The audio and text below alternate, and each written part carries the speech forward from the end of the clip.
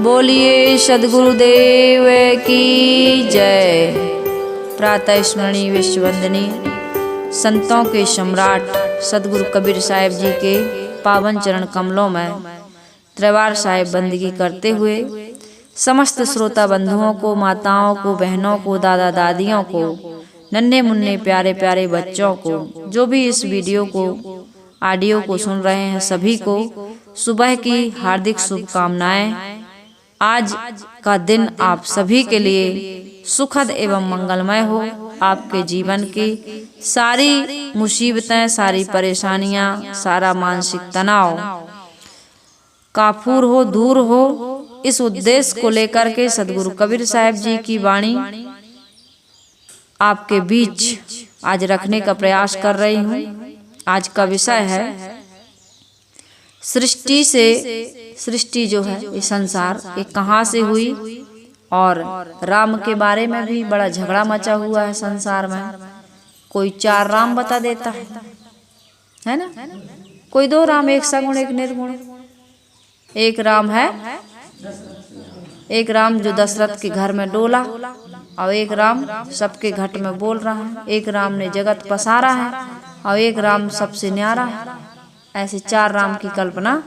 तो कौन राम, कैसा राम, राम कैसे कहते हैं, इस पर भी चर्चा होगी। और ये संसार की सृष्टि जो जगत दिख रहा है, इसके बारे में भी सद्गुरु कबीर साहिब ने क्या कहा है, उसकी चर्चा आपके बीच रखूं मैं। सद्गुरु कबीर साहिब जी का पद है, प्रथम आरंभ कौन को भयहु। 4 तत्व बताते हैं संसार में। तो सबसे पहले आरंभ किसका हुआ सृष्टि में, ये सृष्टि कैसे बनी, ये तत्व कहाँ से बन गए, कहाँ से, और ये मनुष्य कैसे पैदा हो गए, इस सारी चर्चा इस रमैनी में होगी। कि प्रथम आरंभ कौन को भयहु, दूसर प्रगट कीन सो ठहु। प्रगटे ब्रह्मा विष्णु शिव शक्ति, प्रथमे भक्ति कीन जीव युक्ति। प्रगटे पवन पानी और छाया, बहु विस्तार के प्रगटी माया। प्रगटे अंड पिंड ब्रह्मांडा, पृथ्वी प्रगट कीन 9 खंडा। प्रगटे सिद्ध साधक सन्यासी, ई सब लागी रहे अविनाशी। प्रगटे सुर नर मुनि सब झारी, तेहि के खोज परे सब हारी। जीव शिव सब प्रगटे, वै ठाकुर सब दास। कबीर और जाने नहीं, एक राम नाम की आस। बहुत सुंदर साखी ए रमैनी है सद्गुरु कबीर साहिब जी की। साहिब कह रहे हैं कि प्रथम आरंभ कौन को भयहु, पहले पहले किसकी उत्पत्ति हुई। जगत के बारे में साहिब प्रश्न कर रहे हैं, जो बताया जाता है कि पहले पहले किसकी उत्पत्ति हुई। दूसरा प्रश्न है कि वह कौन जगह है। प्रथम आरंभ कौन को भयहु, दूसर प्रगट कीन सो ठहु। ठहु यानी स्थान, ठौर, जगह। तो साहिब कह रहे हैं कि पहले पहले किसकी उत्पत्ति हुई, इसको कौन बताएगा। दूसरी चीज है, दूसरा प्रश्न क्या है कि कौन जगह पर ठहर कर किसी ने सृष्टि की रचना की, सृष्टि उत्पन्न हुई कौन जगह पर बैठ करके, जब पहले कुछ भी नहीं था, कुछ नहीं था।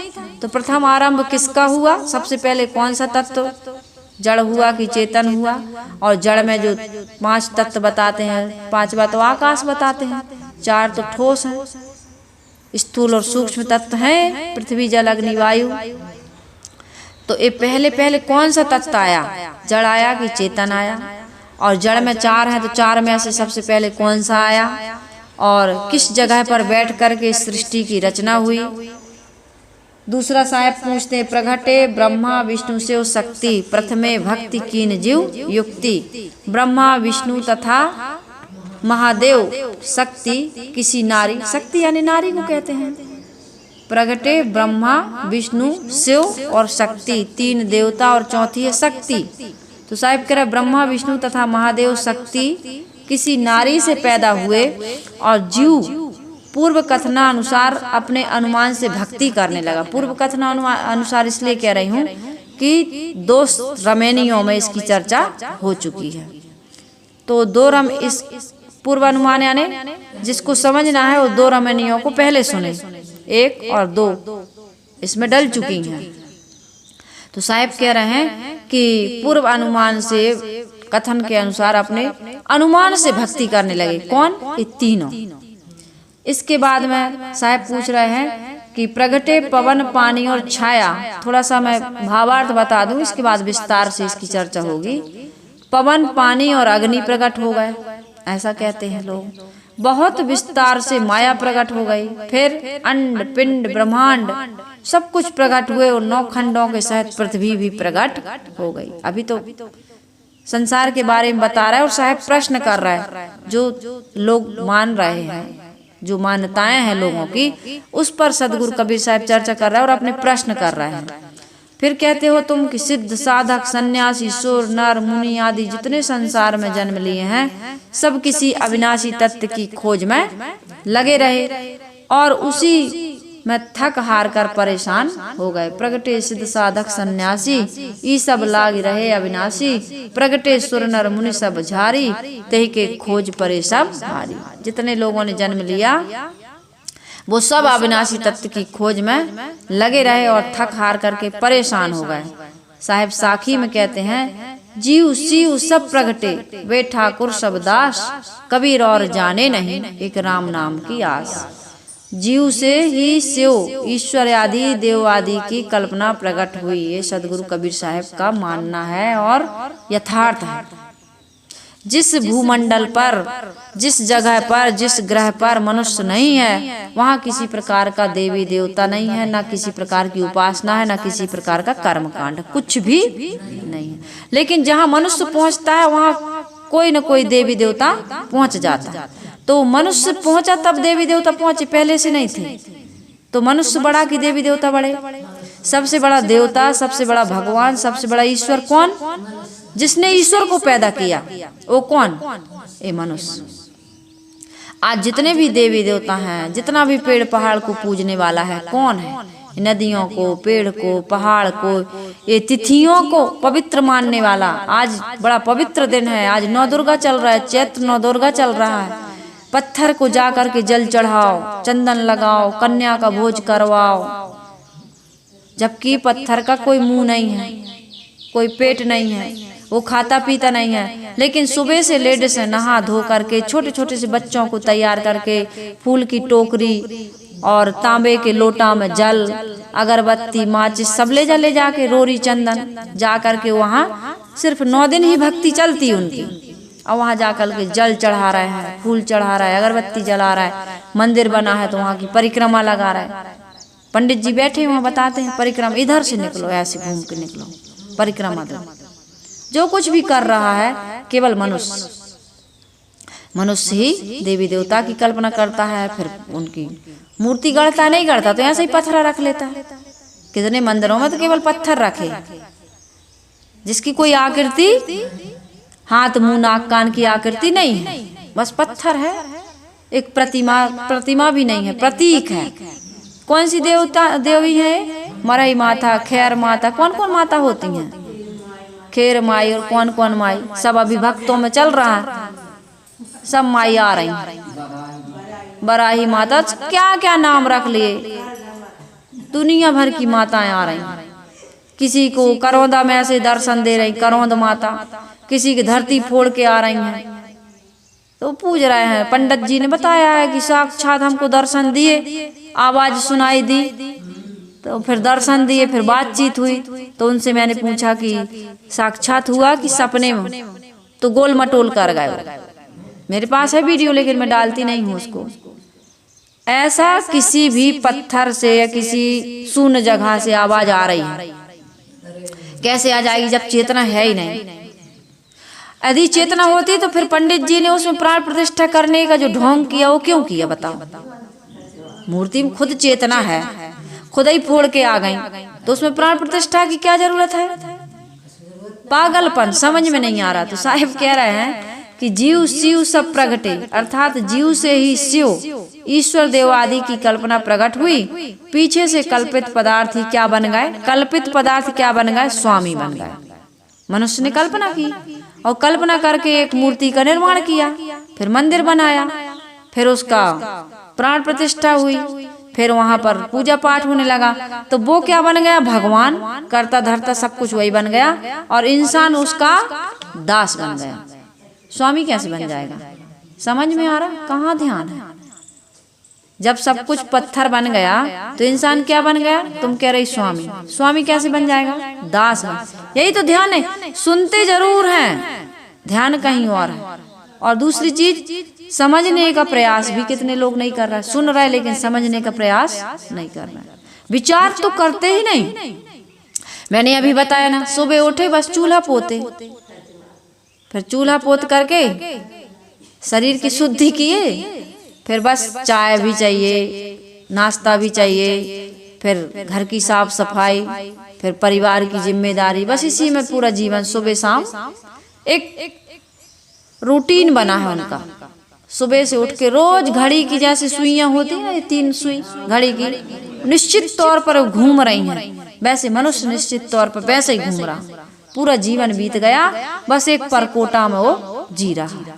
स्वतंत्र विचार विवेक कुछ भी नहीं। थोड़ा और है, ऊब गए रोज रोज के बनाने खाने से, घर गृहस्थी से, तो कहे थोड़ा धर्म ग्रंथ पढ़ने, थोड़ा चलो मंदिर चलें, थोड़ा कथा सत्संग में जाएं, तो वहां भी यही बता दिया। क्योंकि हमको तो बिजनेस करना, व्यापार करना, ज्यादा सोचने विचारने की, तरह तरह की बातें धर्म ग्रंथों में लिखी हैं, तो उस पर छानबीन करने की जरूरत नहीं है। छानबीन करने की क्या जरूरत? उतना टाइम भी नहीं है एक तो, और रुचि भी नहीं है हमारी। बता दिए, मान लिए। विज्ञान कहता है कि हमेशा तर्क करो, विचार करो, खोज करो, नए नए आयामों पर खोज करता है, लेकिन धर्म में ऐसा नहीं है। आज मम्मी बच्ची की उंगली पकड़ के मंदिर ले जा रही है, जल चढ़वा रही है, अगरबत्ती लगवा रही है, या कुछ भी परिक्रमा करवा रही, तो बुढ़ापे तक वो बच्चा वही कर रहा है। दादी भी जा रही वही काम करने, और पोती भी जा रही वही काम करने। जहाँ जिस क्लास में प्राइमरी में पोती पढ़ रही है, आज दादी भी उसी प्राइमरी के जीवन में पढ़ रही। दादी भी, दादी अभी फाइनल में नहीं पहुंची, दादी के जीवन में है, और पोती की शुरुआत भी के जीवन से हो रही, और दादी भी वही है जीवन में।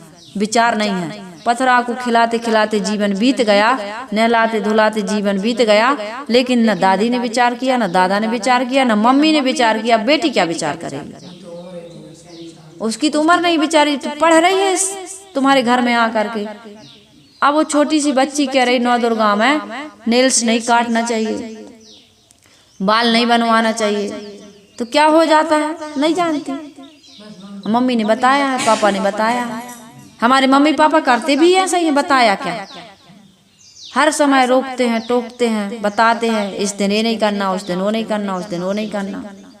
और बच्चा वही सीख रहा। आज पंचक लगे हैं, आज इस दिशा में नहीं जाना है, आज कोई धार्मिक कुछ करना है तो कहाँ जाएंगे? सिद्ध महाराज के यहाँ जाएंगे। कहाँ जाएंगे? नर्मदा मैया, शारदा मैया के यहाँ जाएंगे। यही बताया है दादी ने, दादा ने, तो वहीं जा रहे हैं बच्चे। कहाँ जाएं बच्चे? बच्चों को कभी सत्संग में ले नहीं जाते हो, बच्चों को कभी विचार विवेक की बात तुम्हारे अंदर नहीं, तुम कहाँ से? तुम्हारे पास जो है वही दोगे। तो साहिब कह रहे हैं कि कल्पित देवी देवता मालिक बन गए, और कल्पना करने वाला मनुष्य उसका दास बन गया। लेकिन सदगुरु कबीर साहब कहते हैं कि मैं कुछ नहीं जानता, मुझे केवल उस आत्म स्वरूप का ही आशा भरोसा है जिसका नाम राम है। आत्मा राम।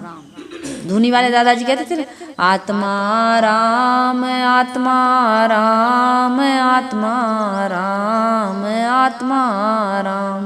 वहां जाते हैं ना अपन, तो धूनी वाले दादाजी के यहाँ खंडुआ में यही धुन चलती है, आत्मा राम। आत्मा राम को आदमी बिल्कुल इग्नोर कर दिया। जो हाजिर हुजूर है, बैठा है घट भीतरे, बैठा है साचेत, जब जैसी गति चाहे तब तैसी मति दे। बैठा है तुम्हारे अंदर, बिल्कुल सावधान होके। तुम सो जाते हो लेकिन वो सोता नहीं। ये शरीर छूट जाता है लेकिन वो मरता नहीं है। शरीर मरता है, 5 तत्वों से बना है, तो पैदा हुआ शिशु के रूप में, और प्रकृति के अनुसार धीरे धीरे वो परिवर्तन हो रहा है, उसका विकास भी हो रहा है, तो विनाश भी होगा। जिस चीज का विकास हुआ उसका विनाश भी होगा। सर्वे क्षयन्ता निचया पतनान्ता समुच्चया, संयोगे विप्रयोगान्ता मरणान्तम च जीवितम। जो उगे सो आतवे, फूले सो कुम्हलाए, जो चूने सो ढई परे, जन्मे सो मर जाए। प्रकृति का नियम है। प्रकृति से शरीर बना है, 5 तत्वों में अबाध गति से क्रिया हो रही है, और 5 तत्वों में अपनी शक्ति है, अपने गुण धर्म शक्ति क्रिया मेल आकार है। षट धर्मों से संसार चल रहा, लेकिन नहीं, समझ में नहीं आता, सोचते नहीं, विचारते नहीं कि चलाने वाला है कोई इसको, बनाने वाला है कोई इसको। और उस जगत तो दिख रहा है, लेकिन बनाने वाला कभी नहीं दिखता। जब घड़ा दिखता है तो कुम्हार भी तो दिखता है आपको, तब तो आप जाने कि भाई घड़ा को कुम्हार ने बनाया, क्योंकि कुम्हार को आपने बनाते हुए देखा है। लेकिन संसार को बनाते हुए किसने देखा? जब संसार था ही नहीं तो बनाया कैसे, और फिर किसने देखा बनाते हुए? तुम कहते हो कि बंदर से धीरे धीरे विकास होते होते मनुष्य बने, तो आज ऐसा क्यों नहीं है? आज तो मनुष्य से मनुष्य पैदा हो रहा है, कोई बंदर से आज क्यों नहीं होता मनुष्य पैदा? भाई उस समय था तो इस समय भी होना था। विकासवाद की बातें तुम करते हो, तो बंदर की प्रजाति खत्म हो जानी थी। जब सब मनुष्य बन गए तो बंदर की प्रजाति खत्म, वन मानुष नहीं होने थे, आज चिंपैंजी नहीं होने थे। क्यों है वो? तो आदमी इस बात को समझने के लिए तैयार नहीं है, निरंतर भटक रहा है, बाहर भटक रहा है। जो लोग सृष्टि का आरंभ मानते हैं, सदगुरु कबीर साहब उनसे पूछते हैं, प्रश्न करते हैं कि यह बताओ सर्वप्रथम किसकी सृष्टि हुई? आगे सातवीं रामायणी में इसका और अच्छे से खुलासा होगा इस विषय पर। किसी ग्रंथ की या किसी महापुरुष की 2 बातें या 2 पंक्तियां या 2 शब्द सुन के आप यह नहीं समझ सकते हैं कि अनुमान नहीं लगा सकते हैं या निर्णय नहीं ले सकते हैं कि भाई ये महापुरुष यही कह रहा है, यही सच है। समझने इस जगत के बारे में और परमात्मा के बारे में, इस सृष्टि के बारे में समझने के लिए बहुत समय लगेगा। वैज्ञानिक एक एक तत्व की खोज में पूरा जीवन बिता देते हैं, फिर भी नहीं समझ पाते पूरा। और यही वेदों में भी लिखा है, नेति नेति वेद का, ना इति ना इति। वैज्ञानिकों ने और दार्शनिकों ने, सभी ने, महापुरुषों ने नहीं कहा यही कहा है कि जो जानता है वो नहीं जानता, और जो नहीं जानता कहता है वही जानता है। क्योंकि संसार के बारे में जानना असंभव है। तुम अपने पिंड के बारे में नहीं जानते, अपने स्वरूप के बारे में नहीं जानते, संसार के बारे में कैसे जान जाओगे? तो इसमें ये गुरुदेव जी यही कह रहे हैं, इस कबीर साहब का ये ग्रंथ यही कहता है कि ब्रह्मा विष्णु महादेव यदि देहधारी जीव हैं तो ये किसी नारी से पैदा हुए होंगे। ये प्रकृति का नियम है। जिसने भी शरीर धारण किया है, कोई भी, चाहे कबीर पंथी हो, कबीर पंथ में भी ऐसा मानने वाले हैं, चाहे वो सनातन धर्मी हो, चाहे संसार का कोई व्यक्ति हो, यदि उनको ये ठेस लगती है, ठोकर लगती है कि आप ये कह रहे हैं कि ब्रह्मा विष्णु महादेव यदि देहधारी हैं तो किसी नारी जाति से पैदा हुए हैं, नहीं, हमारे भगवान तो प्रकट हुए हैं, ऐसा जो मानता है वो बिल्कुल अंधविश्वासी है, ढोंगी है, वो ज्ञानी नहीं है, वो नादान है, भ्रम में जी रहा है और अपने अनुयायियों को भ्रम में डालता है। क्यों डाल रहा है भ्रम में? क्योंकि नारी जब शरीर बना है तो माँ के गर्भ की आवश्यकता है, रज और वीर्य की आवश्यकता है। यदि देह है तो, देहधारी नहीं है तो फिर कोई बात नहीं है, देहधारी नहीं है तो फिर कोई बात ही नहीं है। यदि प्रत्यक्ष देखा जा रहा है कि हम लोग बैठे हैं, किसी का भी शरीर है, स्थूल शरीर, तो स्थूल शरीर बनता कैसे? और तुम कहते हो कि नहीं स्थूल शरीर नहीं है, ऐसा ही प्रकट हो जाते हैं, दिख जाते हैं। तो कैसे प्रकट हो जाएंगे? बिना कारण के कार्य कैसे संपादित हो जाएगा, कैसे दिख जाएगा? मैं रोज कहती हूँ कि दर्शन रूप का होता है और रूप किसी आकार का होता है, और आकार है तो उस आकार को बनने में कोई कारण, मैथर जरूर है, मैटर लगा उसमें तब तो दिख रहा है। कोई भी वस्तु आपको दिखाई दे रही है तो उसका निर्माण हुआ है ना, कैसे दिखाई देगा बताओ? आंख से तो केवल रूप ही देख सकते हैं आप, ये आंख का गुण है, धर्म है, स्वभाव है कि इससे रूप ही देख सकते हैं। बताओ, रूप नहीं है तो कैसे देख लोगे? और रूप है तो पदार्थ है, और पदार्थ है तो वो किसी कारण से निर्मित हुआ है, ऐसे ही नहीं हो जाता। समझ में आ रही बात? सही समझ में आ रही कि नहीं आ रही? कैसे लक्ष्मी जी, बात समझ में आ रही नहीं आ रही? जैसे किसी का रूप दिख रहा है आपको, आंख से आप कुछ देखोगे तो रूप होगा ना। जितनी वस्तुएं यहाँ आपको दिख रही हैं इस हॉल के अंदर में, इसका कोई रूप है। ये पुस्तक मान लीजिए मैं इधर रखी है, ये पुस्तक, तो इसका रूप है। और इसका रूप है तो ये पदार्थ है ना, इसको क्या कहते हैं? पुस्तक कहते हैं मान लीजिए। तो ये पुस्तक कैसे बनी? पुस्तक कागज कैसे बना? कहाँ से बना कागज? कागज बनने का एक कारण है, इसमें लिखने का एक कारण, इसको लिखने वाला है, इसको बनाने वाला है, तब तो ये रूप और आकार बना, तब तो आप देख पा रहे हैं। और आप कहते हैं नहीं, कारण कुछ भी नहीं है। पानी से पैदा नहीं श्वासा नहीं शरीर, अन्न आहार करता नहीं ताका नाम कबीर, तुम ऐसे कह देते हो। तो जब कुछ नहीं है तो दिखाई कैसे दिया आपको? जबकि रूप, आंख का ये धर्म है कि वो रूप को ही देख सकता है, उसके अलावा उसके देखने की कोई क्षमता नहीं, और रूप का एक कारण होता है। तो यहाँ पर ये बताया जा रहा है कि ब्रह्मा विष्णु तथा महादेव जो देहधारी जीव हैं, यदि वे रहे हैं तो किसी नारी से पैदा हुए हैं। इसलिए शक्ति का अर्थ ही होता है नारी। प्रत्यक्ष देखा जाता है कि शरीरधारी नर नारी के बिना केवल शक्ति से, ऊर्जा से कोई मनुष्य पैदा नहीं होता। ऊर्जा से नहीं होता है कोई पैदा। सृष्टि में जो क्रम आज नहीं दिखाई देता है वो पहले कैसे था? पहले भी वो नहीं था। इसलिए रमैनी के पूर्व में अर्थात दूसरी रमैनी में यह बताया गया है कि ब्रह्मा आदि द्वारा की गई उपासना भक्ति की जो चर्चा हो चुकी है दूसरी रमैनी में, यहाँ तो कहना यह है कि प्रथम कथनानुसार ब्रह्मा आदि जीवों ने अपने अनुमान से भक्ति की, अपने अनुमान से। कल्पना युक्ति का अर्थ कहा जाता है, युक्ति का अर्थ कहा हुआ होता है जो तजवीज है, अंदाज है, अनुमान है। प्रथम इसमें आया है ना,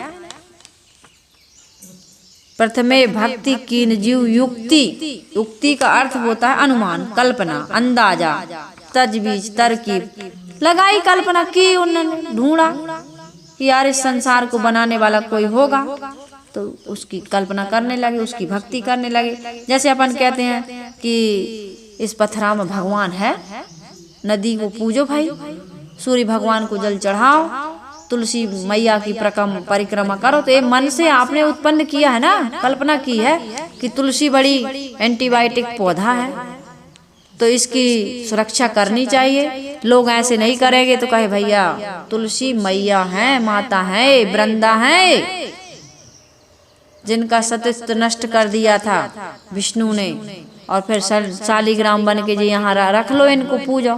अब पेड़ को भी पूज लिए, और जिसने एक सती का सतित्व नष्ट किया उसको भी तुम पूज रहे। दिमाग बिल्कुल नहीं लगा रहा है, लेकिन तुमने मान लिया, कल्पना कर ली, मानने लगे, पूजने लगे। पूजते जाओ, और यही बताते जा रहे हो बच्चों को भी, जाओ अगरबत्ती लगाओ तुलसी मैया। बच्चा दौड़ के गया, अगरबत्ती लगाया, हाथ जोड़ के कुछ बोले, आया वहाँ, हो गई पूजा। विष्णु जिनको तुम भगवान कहते हो, उनको सतित्व नष्ट करने की क्या जरूरत थी? उनके अंदर इतनी भी शक्ति नहीं थी कि जलंधर को मार सके। उनको सतित्व नष्ट करना पड़ा। बताओ, कोई सदाचारी होगा, समझदार होगा, तो वो किसी का ऐसा, किसी पराई स्त्री के साथ ऐसा घिनौना कर्म नहीं कर सकता है, और उसको तुम पूजे जा रहे हो। तो लोग कहेंगे विष्णु भगवान पर उंगली उठा रहे हैं। उंगली उस पर नहीं उठा, उनके कर्म पर उठाई जाती है। और यदि उन्होंने कर्म किया है तो उनको भी पथरा बनना पड़ा।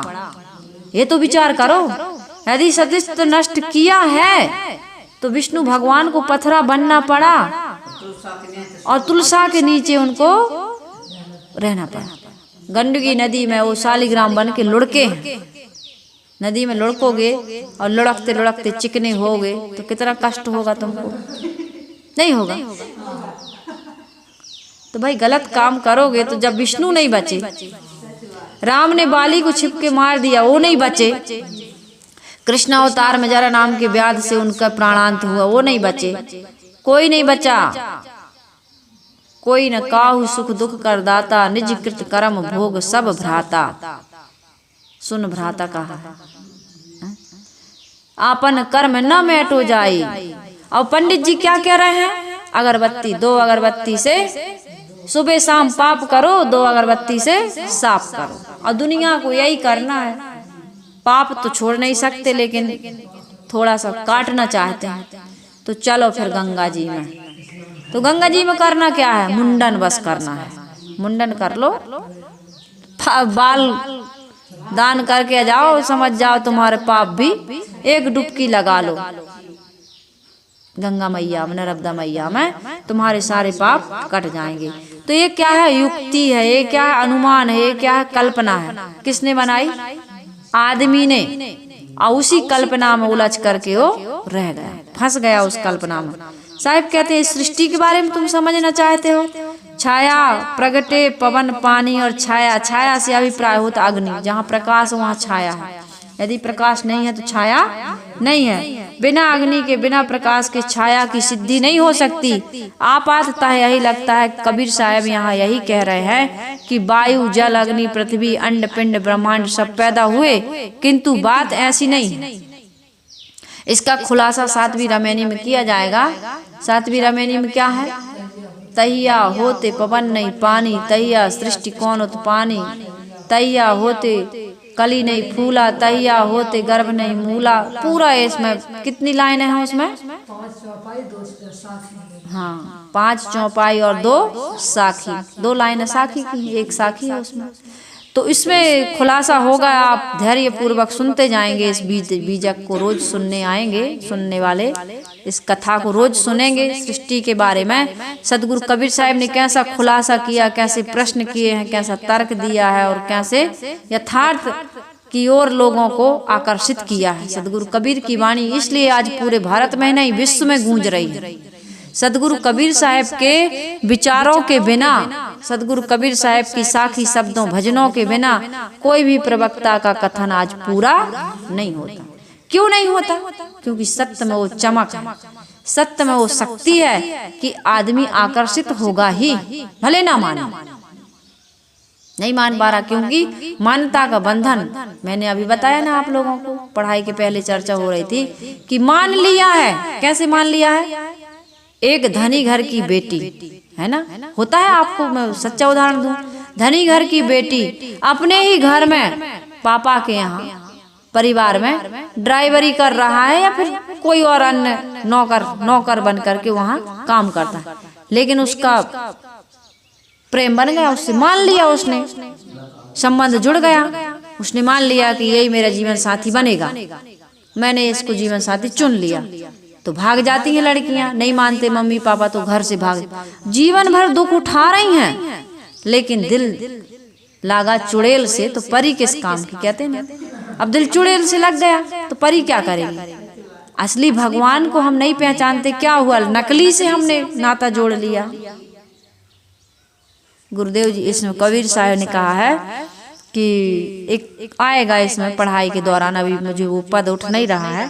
भाव ये है कि एक कुब्जा पुरुष गले एक लागा, ऐसे है, कुब्जा पुरुष गले एक लागा, पूजी न मन की श्रद्धा।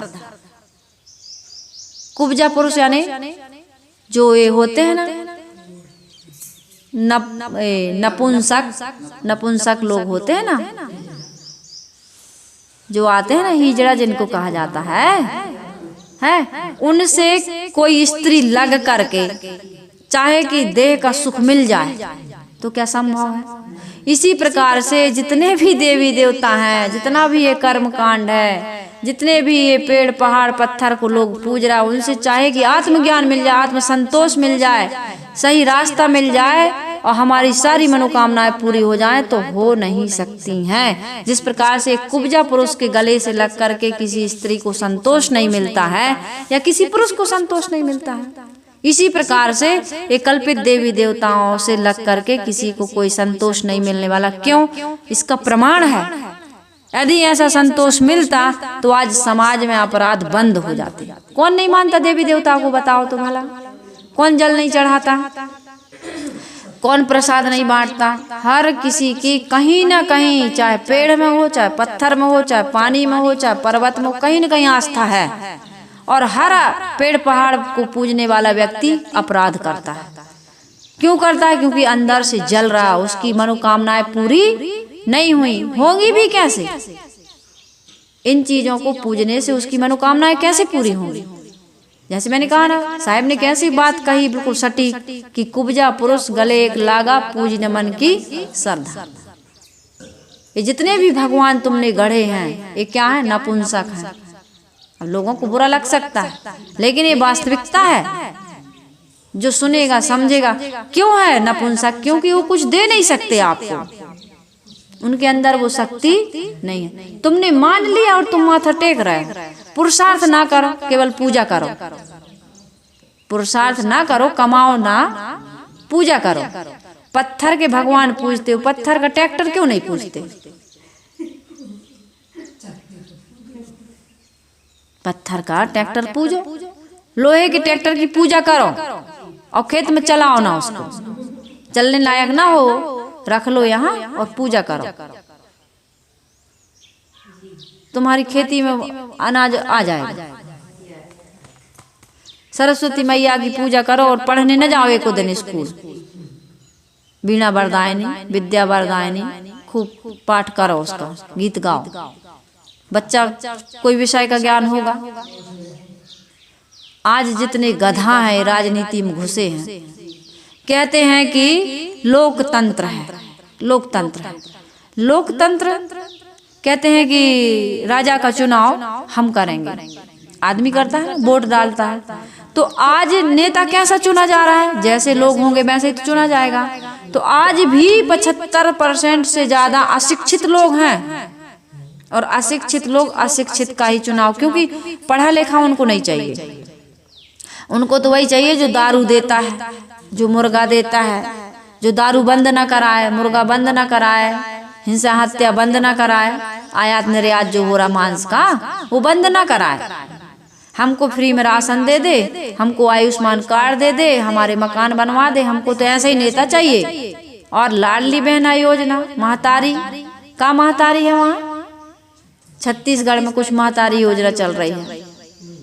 तो ऐसे नेता चाहिए हमको, तो जो छोटे छोटे से खिलौने दे दे। हमारे ही तो भैया मकान बनना चाहिए, हमारा कर्जा माफ होना चाहिए दुनिया का, ऐसा नेता चाहिए हमको। तो ऐसा चुनाव हो रहा है आदमी कहाँ समझ। देश का आज भी देश कैसे आपका समृद्ध होगा? मंदिर तो बनाए जाएंगे, लेकिन वैज्ञानिक बनना है, अच्छा डॉक्टर की डिग्री प्राप्त करनी है तो आपको विदेश ही जाना पड़ेगा। और जो योग्य है, बेचारे गरीब हैं लेकिन योग्य हैं, हर कोई तो बाबा भीमराव अंबेडकर नहीं बन सकता कि विदेश में जाके पढ़ के आ जाए और देश के संविधान को बदल दे। तो कितने अभाव में आज देश में नहीं है विदेश। हर गरीब माँ बाप नहीं भेज सकते अपने बच्चे को विदेश, तो गरीब गरीब ही रहेगा, गरीब गरीब ही रह जाएगा, क्योंकि आदमी वास्तविकता को, सच्चाई को समझ नहीं रहा। विकास कैसे होगा? तो चाहे राजनीति में देख लो, चाहे धर्म, यहाँ आध्यात्मिक धर्म के जगत में देख लो, या घर परिवार समाज में देख लो, सब कहीं ऐसे ही बेवकूफी के काम हो रहे हैं। कौन बताए, कौन समझाएगा?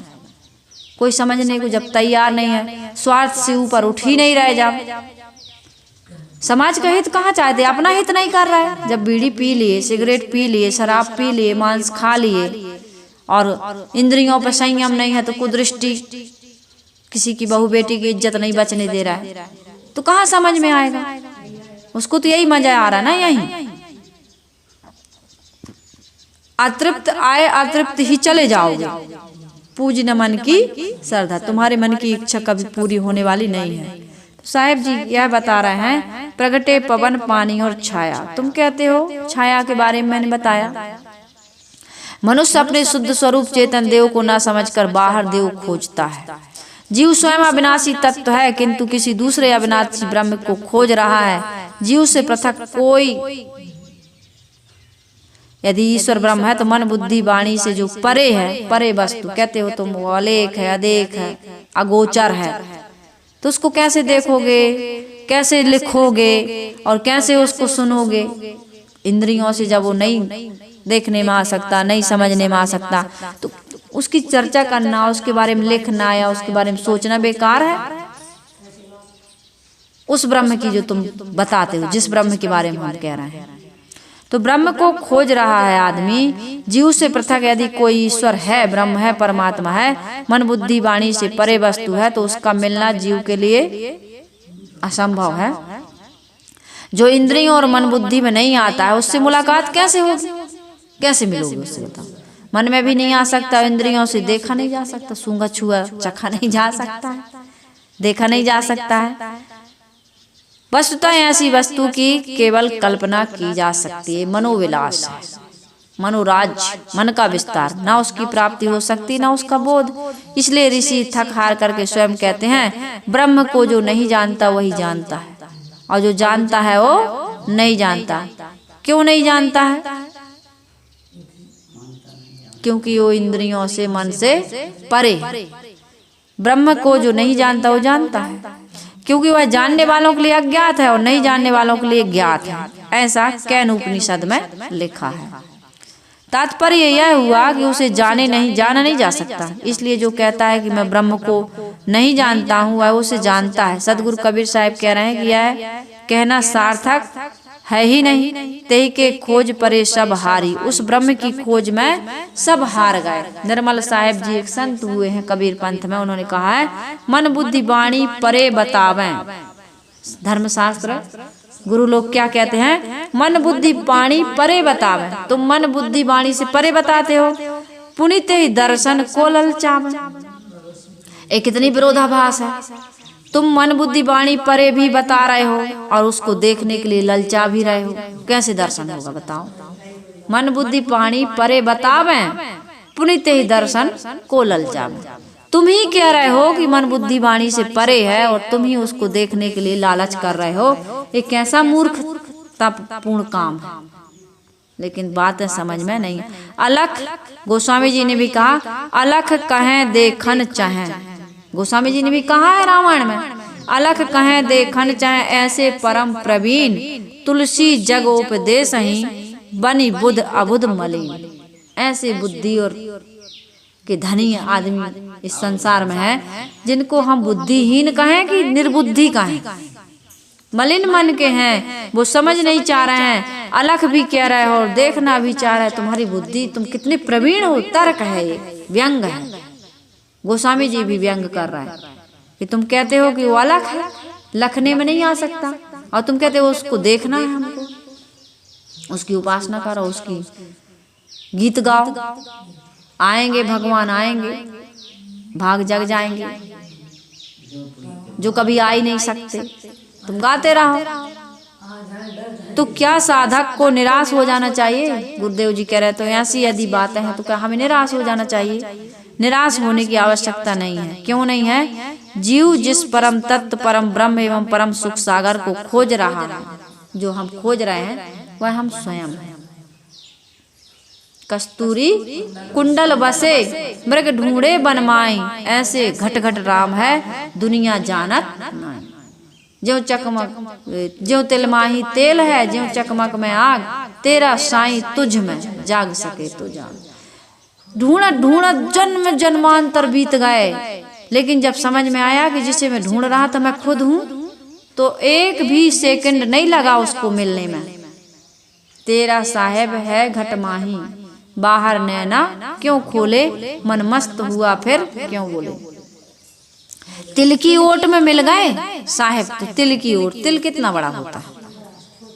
बस अविद्या का पर्दा हटा, अज्ञान हटा कि बस ओ ईश्वर हो, ब्रह्म हो, परमात्मा हो, सुख हो, शांति हो, अमरता, आवागमन से मुक्ति हमारे पास है, हमारे ही स्वरूप में है।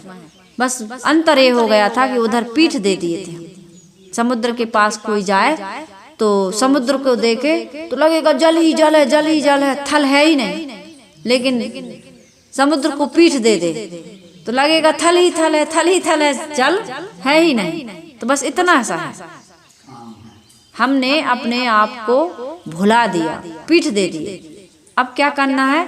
अपने आप की तरफ मुख करना है और संसार की तरफ, संसार की भ्रम मान्यताओं की तरफ पीठ देना।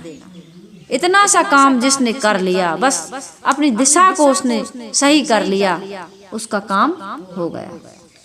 भटकने की आवश्यकता कठिन नहीं है, कठिन तुमने बना लिया। कठिन इसलिए हो गया कि जहाँ है नहीं वहाँ खोज रहा है, इसलिए तो कठिन है। जीवन बीत जाएगा खोजते हुए, मिलेगा कैसे बताओ? जहाँ है ही नहीं, चाहे जन्म बीत जाए, कई जन्म बीत जाए, बीत रहे हैं लोग। जन्म जन्म मुनियतन कराही, अंत राम कही आवत। राम कहने में भी नहीं आता, इतना झंझट है। तो राम को कहने की भी, गूंगा भी राम को पा सकता है।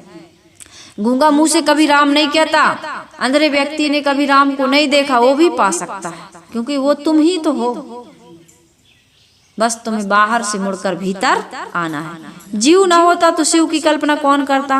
अतः यह सच कहावत है, हम ना होते तो खुदा ना होता। हम ना होते तो खुदा ना होता। जहाँ मनुष्य नहीं है वहाँ कोई देवता नहीं है। मनुष्य से बढ़कर देवता कहाँ मिलेगा आपको? लेकिन मनुष्य की आज आदमी खुद की कीमत नहीं है, और ना खुद जैसे जितने लोग हैं उनकी कीमत। जो अपनी कीमत नहीं समझता वो दूसरे की कीमत नहीं समझ सकता। सच है कि नहीं? सही है ना? जब हम अपनी ही कीमत नहीं समझते, अपने ही महत्व को हम नहीं समझते, तो दूसरे के महत्व को क्या समझेंगे? हम ना होते तो खुदा ना होता। अफसोस है कि जीव अपनी कल्पना को ही शिव मान बैठा, कल्पना को, जबकि वह स्वयं शिव है। जीव अपनी कल्पित धारणाओं को ही स्वामी मानकर उसके सामने घुटने टेकता है। उसे अपनी गरिमामय महत्व का भान नहीं होता है। कबीर साहब कहते हैं, कबीर और जाने नहीं। कबीर साहब ने साफ अपना निर्णय दे दिया कि हम किसी और को नहीं जानते, राम नाम की ही हमें आस है। इसका स्थूल अर्थ न लगा लेना। स्थूल अर्थ क्या है कि भाई कबीर साहब कुछ नहीं जानते थे, वो तो एक राम के भरोसे थे, उसी की आशा उनको थी कि कोई, जैसे संसार के लोग जिस राम को मानते हैं, कबीर साहब तो महातार्किक हैं, इतने भोले नहीं है वो जो कह दें कि हमें किसी राम का सहारा, हम कुछ नहीं जानते, वो ही करेगा। तुम तो राम का नाम लो, बस भाव सागर से पार हो जाओगे। हमें तो राम का आशा और भरोसा है, हम कुछ नहीं जानते, वो हमें तार देंगे, तार देंगे राम। ऐसा सदगुरु कबीर साहब कहने वाले नहीं हैं। सदगुरु कबीर साहब इतने भोले भाले अंधभक्त नहीं हैं। पूरा बीजक राम नाम की महिमा का ग्रंथ होता है यदि सदगुरु कबीर साहब ऐसे होते। लेकिन उन्होंने राम की महिमा में हाथ बड़े सुंदर, छाती बड़ी सुंदर, नेत्र बड़े सुंदर, उनके पैर बड़े सुंदर, इसमें ग्रंथ नहीं रचा है बीजक। सदगुरु कबीर साहब ने राम के अंगों की चर्चा नहीं की है, उनकी शोभा, उनका वर्णन नहीं किया है, राम तत्व को बताया है। राम के शरीर की सुंदरता या उनके चमत्कारों को नहीं बताया है। आत्मा के अपने स्वरूप के बारे में सदगुरु कबीर साहब उन्होंने कहा कि यही है राम। इसी राम से सारे राम पैदा होते हैं। यदि ये राम ना हो तो कोई राम दुनिया में नहीं बचेगा। बचता है कोई राम, कोई राम नहीं। हाँ वे यह अवश्य कहते हैं, राम नाम निज जान के छाड़ दो वस्तु खोट। राम ऐसा नाम तुम अपना ही समझो, और खोटी वस्तुएं क्या है? खोटी वस्तु क्या है? खोटी वस्तु है बाहर की कल्पनाएं, ये खोटी वस्तु हैं। जहाँ नहीं तहाँ सब कुछ मानी, जहाँ है तहाँ ले पहचानी। सदगुरु कबीर साहब ने कहा, जहाँ कुछ भी नहीं है वहाँ तुमने सब कुछ मान लिया, यही है भगवान, यही है देवता, यही है हमें मुक्ति गति देने वाले, यहीं से भोग और मोक्ष मिलेगा। लेकिन साहब कह रहे आज तक नहीं मिला। जहाँ है वहाँ पहचान ले। कहाँ है? तेरा साहेब है घट भीतर, बाहर नैना क्यों खोले। वो अंदर के स्वामी को यदि पा जाओगे तो बाहर आँख खोल के देखने की जरूरत नहीं पड़ेगी। कबीर साहब का कोई उपासनीय राम है तो वह है अपना चेतन स्वरूप। इस बात को अभी समझना है। इसके बाद में 7वीं रमेनी में जगत के बारे में भी चर्चा होगी। अभी समय बहुत ज़्यादा हो गया है। इस जगत को समझने के लिए आवश्यकता क्या है, इस जगत के बारे में हम कैसे समझें, जगत किसने बनाया, इसकी बहुत बड़ी समाज में चर्चा हो रही है। और आज से नहीं हमेशा से होती आई है। तो इसको समझने के लिए आपको निष्पक्ष होना पड़ेगा और विवेक की कसौटी से कसकर के सारी बातों को आपको मानना होगा। ऐसा नहीं कि वेद में लिखा, शास्त्र में लिखा है और हम उसको मान लें, सत्य वचन कह के उसके अनुसार हम अपने जीवन में जो बता दिया है उसको मान लें, विचार न करें। ये संसार सब समय से रहा है और रहेगा, इसका कभी उत्पत्ति और प्रलय नहीं होता है। इसलिए इस जगत को समझने के लिए थोड़ा सा आपको वेट करना होगा, इंतजार करना होगा, थोड़े और विचार आपको सुनने होंगे, फिर इसकी चर्चा और विस्तार से होगी। सतगुरु कबीर साहब के इस बीजक ग्रंथ रत्न में कोई ऐसा विषय नहीं है जो जिसके बारे में आपको खुलासा ना किया गया हो। तो आप सभी लोग कबीर आश्रम देवरी चैनल से जुड़े रहें और यदि ये विचार पसंद आते हैं तो इनको सुनते रहें। आप सभी से मेरा निवेदन है कि आप सतगुरु कबीर साहब के विचारों को निष्पक्ष होकर के सुनने का प्रयास करेंगे, तभी आपको सही समाधान मिलेगा। पूर्व मान्यताएं जो आप बना रखे हैं उसको यदि आप छोड़ना नहीं चाहेंगे और सोचें कि हम कबीर साहब के विचारों से भी कोई लाभ लें, तो मुझे नहीं लगता है कि कोई लाभ होने वाला है। इसलिए आप सभी से मेरा निवेदन है कि सतगुरु कबीर साहब की वाणी निष्पक्ष होकर के विवेक विचार पूर्वक सुने और चिंतन करें, और जो आपको सही समझ में आए, भटकना है तो भटकिए और आपको सही रास्ता चाहिए, क्योंकि कोई किसी को रोक नहीं सकता। प्रयास हमारा यही है कि हम और आप सब समझदार बने, भटकने से बच जाएं और अपने जीवन के परम लक्ष्य एवं चरम लक्ष्य को प्राप्त करें। परम और चरम लक्ष्य तो यही है कि दुखों से निवृत्ति हो, भटकने से हम अपने आप को बचा सकें। तो बहुत बहुत धन्यवाद देते हुए, शुभकामनाएं देते हुए मैं अपनी वाणी को यहीं विराम दे रही हूँ। बोलिए सद्गुरुदेव की जय।